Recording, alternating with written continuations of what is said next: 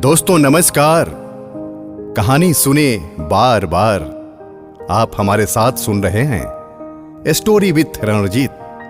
सुनिए सुकून से। आज मैं कहानी सुनाऊंगा। सुभद्रा कुमारी चौहान की लिखित यह कहानी है तांगे वाला। एक बेहद ही मार्मिक और प्रेरणादायक कहानी है। तो आइए सुनते हैं कहानी तांगे वाला।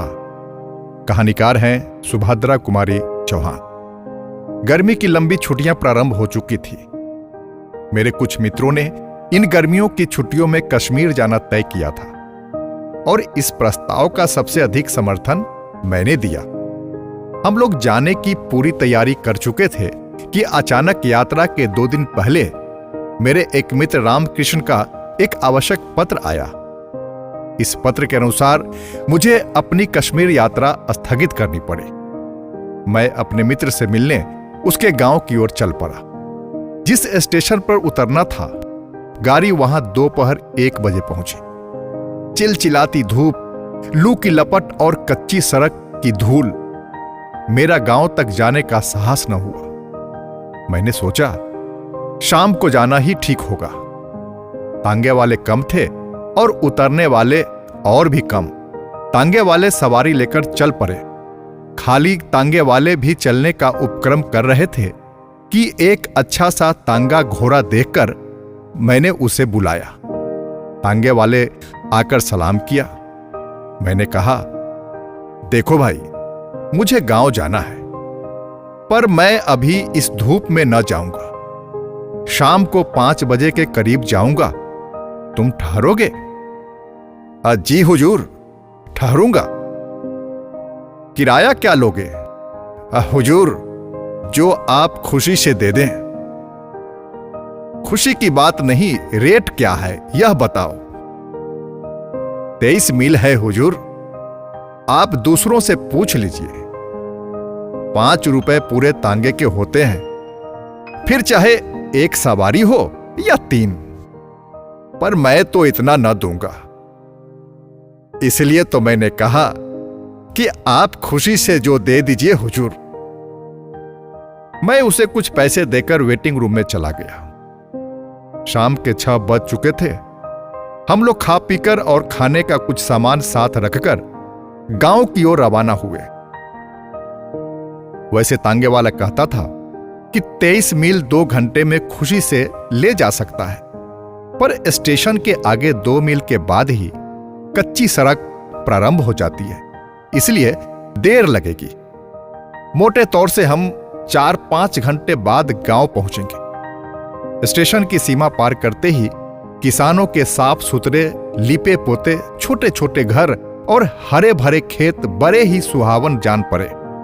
7 भी न बजे थे कि पूर्णचंद्र ने सहस्त्रों घरे दूध पृथ्वी पर उड़ेल दिया।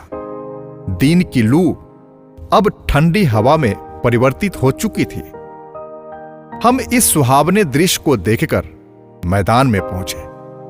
अब रास्ते में दोनों ओर खाली मैदान था। दूर पर एक आध पेड़ निर्जन में ऐसा खड़ा था जैसे किसी की प्रतीक्षा कर रहा हो। मैंने सोचा, चांदनी रात की वह आभा एक साथी के अभाव में उतनी सुखदायी न हो सकेगी जितनी होनी चाहिए। मैंने तांगे वाले से पूछा, जो धीरे धीरे कुछ गुनगुना रहा था, कितने मील आ चुके हैं हम लोग? अभी हुजूर कुल 7 मील ही तो आए हैं। और फिर वह जरा जोर से गा उठा, हम फिर से वतन अपना स्वाधीन बना लेंगे।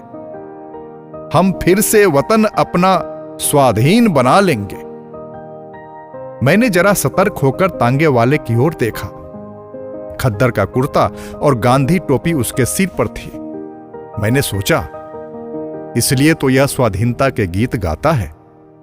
मैंने तांगे वाले से पूछा, कितने दिनों से तांगे हाँकते हो तांगे वाले? हुजूर, कोई 5 साल हुए। किसी की नौकरी करने से यह अच्छा है। तबीयत हुई जोता, न तबीयत हुई बैठे रहे। किसी की ताबेदारी नहीं, अपने मन का राज है। सामने चलकर नदी थी। नदी का पुल पार करते ही तांगे वाले ने तांगा रोक दिया। बोला, हुजूर, यहां जरा आराम कर लीजिए। नदी का पानी बहुत साफ और मीठा है। कहते हैं कि सन 57 के गदर में तात्या टोपे दुश्मनों की सेना को चीरते हुए यहीं से नदी के पार चला गया था। तात्या टोपे? मैंने मन में सोचा, इसे इतिहास का भी कुछ ज्ञान है। तांगे वाला फिर बोला, हां हुजूर, तात्या टोपे नदी के पार जाना चाहता था। फिरंगियों की सेना ने उसे चारों ओर से घेर लिया था। फिर भी हुजूर, वह इतना तेज, इतना फुर्तीला था कि 4-5 बड़े बड़े फिरंगी अफसरों के सामने से निकल गया, अपनी सेना समेत, और उसका कोई कुछ भी नहीं कर सका। मुझे तांगे वाले के मुंह से इतिहास की कहानी बड़ी ही रोचक लगी। मैं जानता था कि आखिर इस तांगे वाले के मन में क्या है। मैंने पूछा, फिर क्या हुआ? और मैं तांगे से उतरकर उसके पीछे पीछे चला।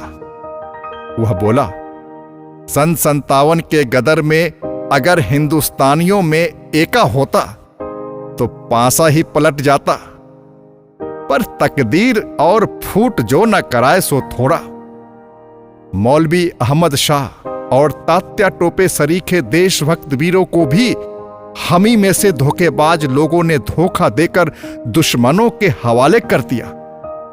खून खौल उठता है हुजूर, यह सब सोचकर।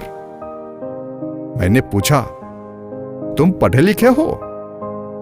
तांगे वाला उत्साह के साथ बोला, बहुत कम हुजूर, हिंदी अच्छी तरह लिख पढ़ लेता हूं, अंग्रेजी भी थोड़ी जानता हूं।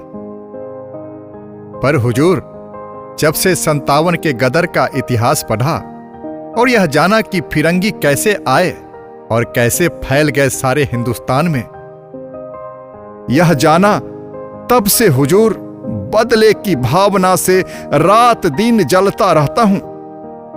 सरकारी नौकरी इसलिए नहीं की, मेरा बाप डीसी के अर्दल्ली में था, मुझे वह जगह मिल रही थी, मैंने ठोकर मार दी। मां बाप नाराज हो गए तो घर ही छोड़ दिया। तब से यहां हूं, यह तांगा चलाता हूं, पर तांगे पर भी किसी साले फिरंगी को बैठाकर तांगा न हाकूंगा। क्यों?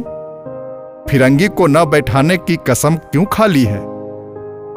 सारे हिंदुस्तान में गदर के समय इन फिरंगियों ने क्या कम जुल्म किए हैं? गांव के गांव जला दिए, औरतों को बेइज्जत किया, निरपराध लोगों को तोपों के मुंह से बांध कर उड़ा दिया। फिर सन 57 की दूर की बात जाने दीजिए, अभी की बात देखिए, पंजाब में इन्होंने क्या कम किया है? जालियांवाला बाग को कौन भूल जाएगा? घाव ताजा है हुजूर, इन फिरंगियों को देखते ही उस पर नमक पड़ जाता है। इसलिए मैंने कसम खाई है, इन्हें तांगे पर कभी न बैठाऊंगा।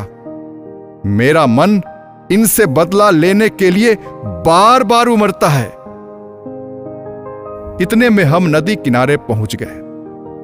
मैं एक चट्टान पर बैठ गया। पास ही एक दूसरी चट्टान पर तांगे वाला खड़ा था। उसने लोटा भर पानी लेकर मेरे पास रखा। मैंने कहा, नहीं जी तांगे वाले, मैं तो नदी पार ही मुंह हाथ धोऊंगा, पर हां, तुम्हारे विचार तो क्रांतिकारियों जैसे हैं। तुम्हारा नाम क्या है? किसी क्रांतिकारी को जानते हो? मेरा नाम हुजूर रामदास है। किसी क्रांतिकारी को नहीं जानता। नाम सुने हैं, उन लोगों के जीवन चरित्र पढ़े हैं, पर उन लोगों में भी मुखबिर बनने वालों की कमी नहीं है हुजूर। नहीं तो उन लोगों ने भी अब तक कुछ कर लिया होता। महात्मा गांधी के सत्याग्रह आंदोलन में भी बहुत दिनों तक शरीक रहा हूं, 2 बार जेल तक भी गया हूं हुजूर, पर तबीयत नहीं मानती। मेरे अंदर से तो जैसे कोई पुकार उठता है, गदर सन 57 का सीन एक बार दोहराया जाए, इन फिरंगियों से कसकर बदला लिया जाए, तभी हमारा और हमारे देश का उद्धार होगा। मैंने कहा, हम निहत्थे कैसे बदला ले सकते हैं रामदास? सन 57 की बात ही और थी। तब हमारे पास हथियार थे, अब तो हम लोग बिल्कुल पंगु कर दिए गए हैं। हुजूर, यही तो बात है।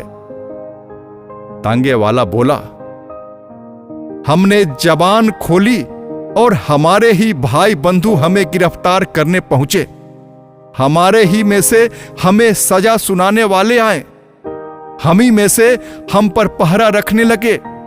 अगर यही सब एक मत होकर एक साथ काम करे तो हुजूर, हथियार उठाने का भी काम नहीं, हमारा स्वराज हमारी मुट्ठी में जानिए। लेकिन 10 अगर सच्चे जी से काम करने को तैयार रहे तो 20 धोखा देने को तैयार रहेंगे। अगर हिंदुस्तानियों में एका ही होता तो क्या मुट्ठी भर विदेशी हम पर शासन कर सकते? तांगे वाले ने एक दीर्घ सांस ली और हम दोनों उठकर हाथ मुंह नदी में धोने लगे। इसी समय बड़े ही करुण स्वर में किसी के गाने की आवाज आई, हम गरीबों का खुदा नींद में सोया होगा, हम गरीबों का खुदा नींद में सोया होगा, हम गरीबों का। थोड़ी देर बाद जिधर से गाने की आवाज आई थी, उधर से बिलख बिलख कर रोने की आवाज आने लगी। मैं चौंक कर देखने लगा।